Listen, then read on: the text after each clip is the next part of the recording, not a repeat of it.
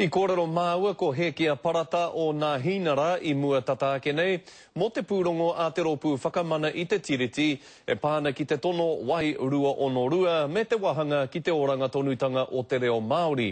Ko taku pātai tuatahi ki aia, mā wai e ora I te reo Māori, mā te kāwanatanga, mā te iwi Māori kē rānei. E hara mā tētahi ana ke tēnei kaupapa hei hari, kei tō te kāwanatanga tōna wāhanga, kei tō ngā iwi tō rātau, me ki pia kei tō ngā hāpuri katoa o Aotearoa, tēnei kaupapa ātāhua, hei tiaki, hei waha. Hekia, kua whakatūria ngā kōhanga reo me ngā kura kaupapa Māori, engari kāre tonu te reo I te kōrerotia I roto I te kāinga. Koe rā te mate?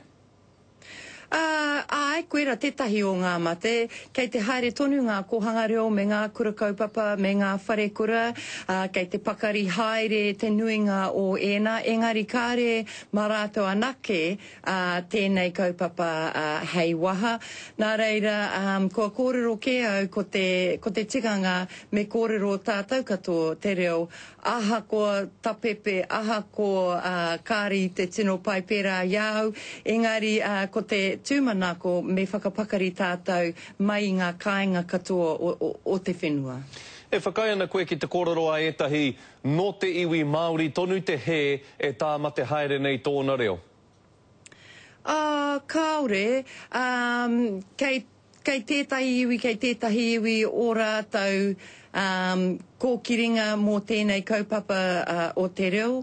Engari kei te tirotiro haere te rōpū arotaki tō te minita Māori, mā rātou e whiriwhiri pēr mā rātou e kōrero, kei whea te ronga mō tēnei kaupapa.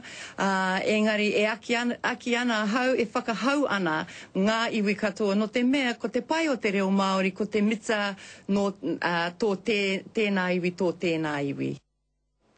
Nā, ko Hekia Parata tērā e te iwi o te ropu ngā hinara me o na maru ā pō mo te reo Māori.